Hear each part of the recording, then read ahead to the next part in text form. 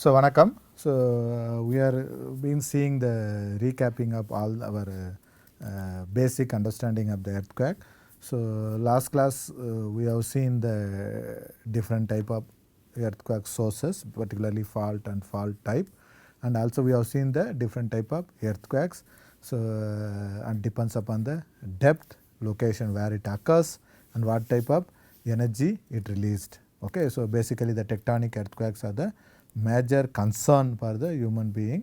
So, where we need to really understand. So, we also seen that this earthquake actually causes a or occur at where the fault is basically a weak zone or fracture place. Okay. So, when the earthquakes are occurring, basically what happens, the weak zone fracture and breaks. So, during that breaks actually there is a jerk and irregular progress of rupturing these two places. Even the same rock, it breaks and rupture. That rupturing basically create a seismic waves. Okay, that create a seismic wave in the form of vibration. Okay, the vibration basically is a seismic waves. Okay, so this vibration, so once it originate, it try to propagate all other direction uniformly. Okay, so all other direction uniformly, where it occurs starting point actually is called as a focus, then it try to propagate around that focus point. But as we have seen that this is occurring in the rock, so there may be a different type of rock in the places. Okay. So, that means the propagation of these waves, okay, vibrations or waves, it depends upon the material in the region. If the material is weak, okay, the rupture will propagate very fast. The material is strong, it may not propagate, it will stop. So, we also seen the asperities, barriers, okay, during this discussion in the original class, but now I am not talking about in detail that. So, the barriers is basically the stronger portion of the rock which is stop a propagation of the wave. So, the asperities is the propagation patches whatever happening is asperities. You can refer the old notes for the same basically or old class discussion. So, apart from the material of the rock, the another factor which controls or stops this propagation is actually the overburden pressure at that particular location. As we have seen that the earth surface is valley, ridge, all those things. So, the each location, okay, what is the pressure we are expecting is the function of unit weight and the thickness of the material at that. This is called as a overburden pressure. This will change. I am talking into very simple term, but civil engineers may understand this in detail if those who have studied BTech in civil and all. So, this overburden pressure will change differently at a different place. This also contributes to the stopping of this wave propagation.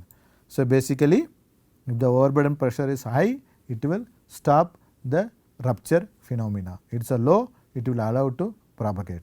So, depends the rock properties and overburden pressure, okay, will be decide what is the so the rupture direction, how the rupture area, all those things will be decided by these two major factors. So, when these waves are traveling, okay, when the vibrations are traveling in the form of waves, okay, so the wave propagation, okay, occurs. Okay, so, the wave propagation occurs in the 3-4 major category way.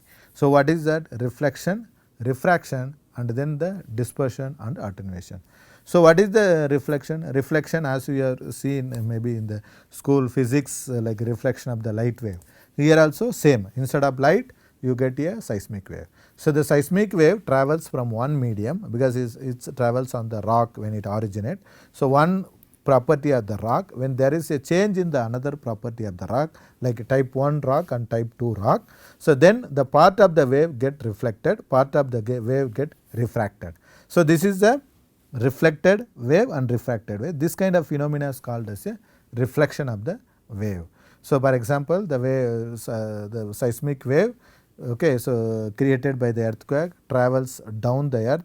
As you see in that the earth has a crust, mantle and inner core, outer core. So, when it crust to the mantle, when it goes, because of the change in the property of the rock, the portion of the wave reflected, portion of the wave refracted. So, that is what is the refraction is does. So, similarly refraction. So, this a portion wave which passes through one layer to other layer depends upon the type of the material. For example, the velocity of the rock type 2 is greater than the velocity of the rock, you can get this kind of refraction. Okay. So, when the type of the rock 2 is less than the type 1, then you can get this kind of refraction. So, these are all will give you what type of seismic wave you have recorded and what material it passed. So, that is the understanding will help you this kind of understanding of wave propagation. We also seen dispersion. The dispersion is basically separation of the wave. So, some materials which separate the waves are it makes vibrate several times, it depends upon the property. So, that kind of things are explained in the dispersion.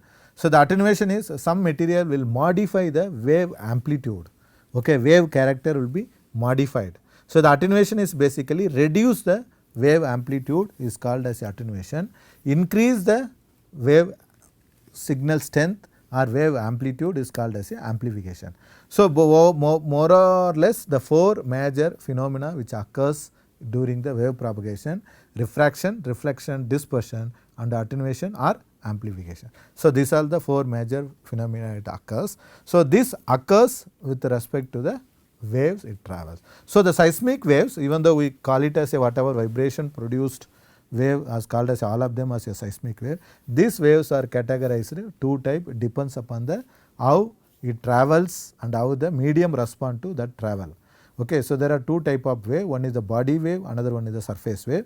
So, body wave basically travels body of the earth. So, that means the deep earthquake can cause a body wave traveling. Okay. So, the surface wave travels on the surface of the earth. So, even though this is a very simple explanation, body and surface with respect to the which part of the medium it travels, but precisely to express, scientists taken a reference as a particle motion in the particular body. Okay. For example, so this is the wave which it travels, then you will encounter a medium or a rock. So, this is any medium or rocks are a assemblage of several particles. How this individual particle respond to a wave, then based on this particle movement they try to define a wave type. So, the body wave has a two major category, one of them is compressional wave, another one is a shear wave. The surface wave has two category, love wave and Rayleigh wave. So, the compressional shear wave basically indicate a particle behavior, that means particle is compressed, particle is sheared. The surface wave basically love and Rayleigh waves named based on the scientist who invented that wave. Love and Rayleigh are the person who invented that wave. So, let us see how the compressional wave travels. So, you can see here this medium very clearly, the waves are created by the rupturing, then the waves are traveling. You take this particle as a reference, you can see that during this wave this basically compress and elongate. So, the particle compress and elongate, direction of the propagation of the wave, that wave is called as a compressional wave. Okay. So, our primary wave is called as a P wave. Okay. So, this is the typical animation shows that the wave propagation occurring on the P and so the other portion. So, where the earthquakes are occurring, waves are traveling. So, the particles are basically moves perpendicular direction of the wave. You can clearly watch this particle, you can see here. So, this move basically perpendicular to the direction of the wave. So, this kind of wave, particle motions are perpendicular to the direction of the wave propagation. This is called as a S wave. Okay. So, it basically happens, create a shear between the medium and particle. The particle to particle, that is called, this is a shear wave or S wave. So, then the portion of the wave when travels, the particle basically rotates. Okay. So, the particles are rotating with respect to the direction of the wave propagation. That wave is called as a Rayleigh wave. The Rayleigh is the person who invented this wave. So, since the rotation is involved, where the free body also come into picture, the rotation is major at the surface of the system and low at the bottom of the system. You can see very clearly how the rotation take place. You can see So, basically the larger rotation happens here and then less rotation happens here. So, this is a unique character where the rotation happens, but rotation also with respect to the depth it happens. So, this is a surface wave, but it is a Rayleigh type of surface wave, travels on the surface of the earth. So, the another one is the love wave. So, love wave is basically movement of the snake, you can quote. So, where the particles are basically perpendicularly moving with respect to the wave propagation, but not vertical, it is horizontal. You can see that it is horizontally perpendicularly moving. Okay, you can see that movement again major at a surface and then reduces with the depth. You can see this is how the particle, you can see the each grid, how the grid movement occurs on top and bottom. So, this is the love wave. So, basically the love wave is created, okay, so invented by the scientist Love, which created at the surface of the earth, okay, during the earthquake or any vibration travel. So, these four major category of the wave characters are very important in the engineering seismology. So, let us see what are these wave as a characters. So, the P wave, compressional wave, primary wave or longitudinal wave. So, actually alternating the compression the same direction as the wave propagating. How the particles are basically compress and dilate, and which goes like the Vp is equal to so much, it travels with the speed of 5 to 7 km per second. So, in the solid medium, and 1.5 km per second in the water and 0.3 km per second in the air. This is the typical velocity you can expect. So, this velocity may vary 5 to 7, but it may be 5.5, 6.5, it depends upon the location. So, generally smaller and higher frequency than the S wave or surface wave. P wave is liquid or gas or pressure waves including the sound waves. So, whatever I am speaking, okay, the sound which creates traveled in the air, no, those kind of waves are called as a P wave. Okay. The shear wave or secondary wave. So, the alternating transverse motion or particle motion in a vertical or horizontal plane. So, this has a velocity range of 3 to 4 km in the typical earth crust, and the S wave do not travel through fluid. S wave travels slower than the P wave in a solid, therefore arrives after the P wave. Here you can see that S and P wave. So, the P wave velocities are higher, that means it comes very fast, S wave comes next. Second, the P wave travel on water and the S wave does not travel on water, that is the second. Third, so you can also see that the material property which we discussed during the wave propagation. So, here the P wave is controlled by the constraint modulus and density. So, the S wave controlled by the shear modulus, density. Okay. So, if you want to get a Vp and Vs relation, basically there is a relation derived with respect to the density, Poisson ratio and modulus. So, you can convert one wave to other wave by knowing this kind of properties. So, the other wave basically is the love wave, a surface wave or long waves. So, the travels horizontal motion perpendicular to the direction of the propagation and generally parallel to the earth's surface. It has a velocity range of 2 to 4.4 km in the earth depending upon the frequency, faster than the Rayleigh wave. So, the love wave comes first. Okay, so it is faster than the Rayleigh wave. So, but its velocity also depends upon the frequency content of the wave, that things you note. Previous two actually not that much depend upon the frequency content. Decrease in amplitude with the depth. So, dispersive velocities depend upon the frequency, low frequency propagate higher velocity. So, lower frequency penetrating to the greater depth. So, the Rayleigh wave, surface wave, long waves are ground roll. Motion is both in direction of the propagation and perpendicular where it rotates. So, the velocity range is 2 to 4.2 km in the earth waves. Dispersive amplitude decrease with the depth, appearance like a water waves.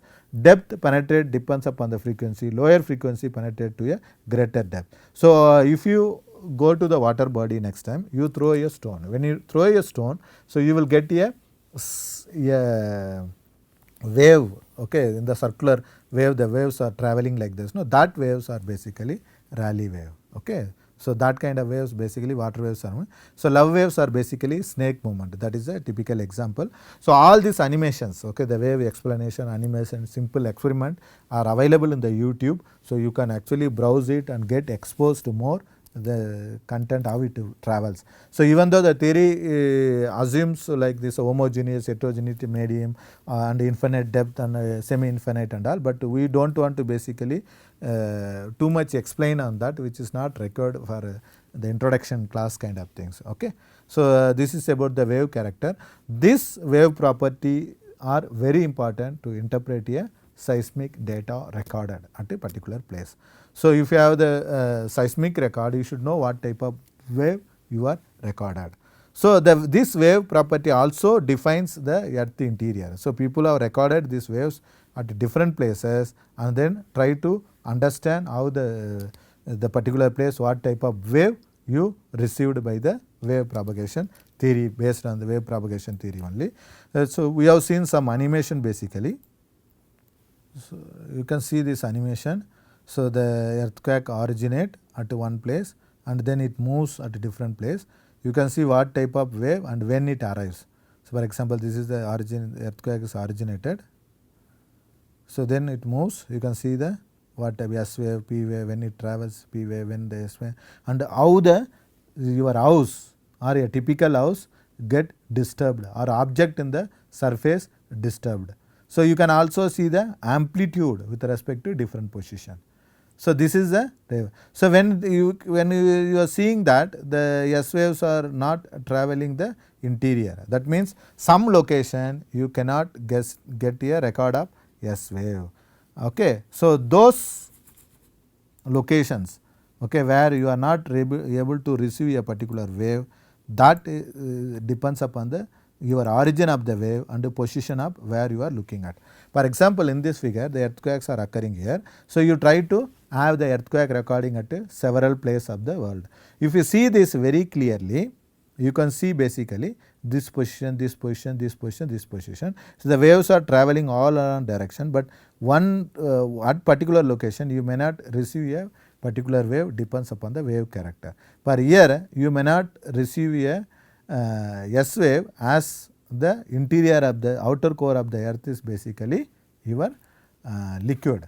Okay, liquid means not like water, it is relatively comparatively density of this material mantle and outer core are different, which is similar kind of like solid, very thick liquid kind of thing where it does not travel.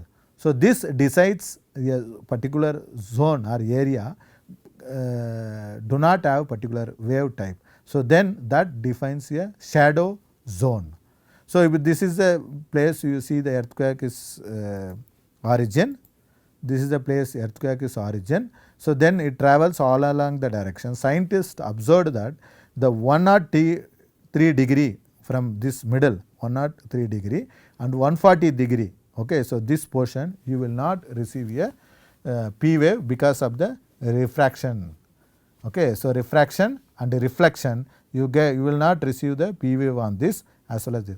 This zone is called as a P wave shadow zone. This particular zone is called as a P wave shadow zone. Similarly, you will not receive the S wave from 103 to 103, this entire location. That location is called as a S wave shadow zone. Okay. So when it hits, the waves are transferred into different type of the waves. So like you can see here, this is the typical earthquake recorded continuously at different places, or the simulated this record at different places. You can see that. So some places the P wave record, some place the combination of P wave and S wave record, some place only S wave record, some place only P wave record. So this is like the waves get transformed, P wave get P wave, P and S wave get S wave, S wave and SP wave, something like that. The waves are get transferred into different portion. So depends upon the where you expect your record, where the wave origin, you can get a particular type of wave, or we don't get a particular type of wave. So this concept has been used to understand the seismic record. So where it occurs, this is a typical earthquake. You can see that here the P wave components are less. So here the P wave components are considerable, here much more. So there are different P wave and S wave component and where it lies. So the S wave and Rayleigh wave. So this kind of record will give you the details of that. So if you record this at several places, you can try to understand the medium properties using this arrival time. Okay. So, that is like used to understand the earth interior and density. So, you look at this plot, this is actually the cross section of the earth. So, which is the surface, how the P wave, S wave and density varies with respect to depth. So, this is the atmosphere, the crust, upper mantle, lower mantle, outer core and inner core. You can see that outer core there is no S wave, okay, because it is a liquid, there is no S waves are taking place in the outer core. And this is basically throughout, if you cut a particular place, you will not see the your S wave become a 0 at outer core, then again it goes. So, this kind of measurement and understanding help to develop a primary earth reference model. That means the entire earth system, okay, the globe actually taken this kind of different level velocity and try to understand how this velocities varies at a particular depth. So, this is actually a typical difference of velocity at 2088 kilometer deep from the surface. Okay, the surface you take it as a surface of the earth, then from so many kilometer below you can see. So, you can see the material difference. So, in particular places you can see 2-3 the difference are large and some places the difference are negligible. For example, here there is a uniform Sri Lanka entire this same, India also same, but in between Sri Lanka and this one there is a joint. Okay, here you can see the Australia, you have the 3 type of this one. Okay, the difference is large even at a 200 kilometer deep. So, this will give the your interior of the earth and material present in the particular location. So, this plays very important role in the deep geophysical exploration. So, people try to find out material present below the ground using this kind of survey. Okay. For example, oil, after 2 kilometer, 3 kilometer they found oil, they find gold, they find the coal, okay, after 1 kilometer or 100 meter, 200 meter. So, this kind of survey, geophysical survey will help to basically get the minerals and then the subsurface content in that, they do extraction of that and then basically use it for the human application. We have seen the gold was extracted from KGF. So, they found gold, okay, so by kind of exploration and then try to extract that. So, not only gold, there are several minerals like a diamond, all those things. So, this deep geophysical survey is another branch of study. People will involve on oil exploration, mineral exploration using the seismic waves. Whatever you have studied so far, seismic, these are all the waves they use to interpret what type of material it is, how the density varies, how the nearby material and that material. Then they try to drill and take a sample and do an analysis and find out the materials is worth of extraction. So, iron ore, copper ore, okay, the aluminum ore, all those mining actually done after doing this kind of deep geophysical survey, okay, using wave propagations or seismic waves what we study. So, this is plays a very important role in the mining activity, mineral exploration, all those things. So, in the seismology part also, if you want to understand the earthquake location where the earthquakes are occurring, okay, if you want to understand the how far from your location to earthquake, this wave propagation theories are very useful. Okay. So, we can also see some animations where there are waves, how it is generated. So, you can see the seismic record. So, this is a typical seismic record. So, where you can see the type of waves you receive at a particular place. You can see here. So, this is a seismic. So, you can see the movement of the object, even though the building was shown very big movement for the given event, but it shows how the seismogram record this event. Okay. So, you can see basically, see, I just start once again to closely watch. So, we should thank this, and you say this is the wave it created. So, you can see the wave, so where the S wave P wave travelled, S wave travelled and then the SS wave. So, if you have the seismic station here, you can get all of them. So, this seismic station, as we are expected that it has a 3 component. Okay. So, 3 component wave. So, each component you get a particular wave recorded. So, generally the vertical component P wave record very higher amplitude. Okay. So, the two horizontal component it does not record so much, okay, that one. Then the other waves, so like the horizontal component will recorded well at the place where your horizontal direction, the vertical component may not be recorded. You can see the how typically the object moves on your amplitude.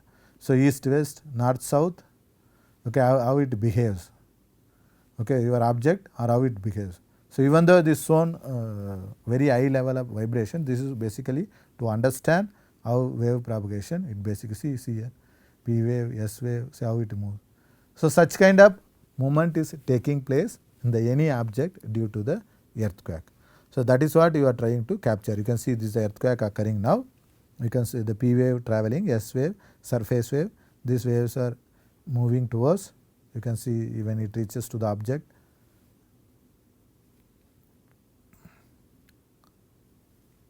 So, it lift the horizontal, see, then you get a recorded here. Okay. So, then the other component, two horizontal, this is a vertical component, two horizontal component, you get only the minor disturbance. Then the S waves are coming now, it is going to hit a object. You can see the S wave record on horizontal component dominantly, you can see, but the vertical component record it is only small amplitude.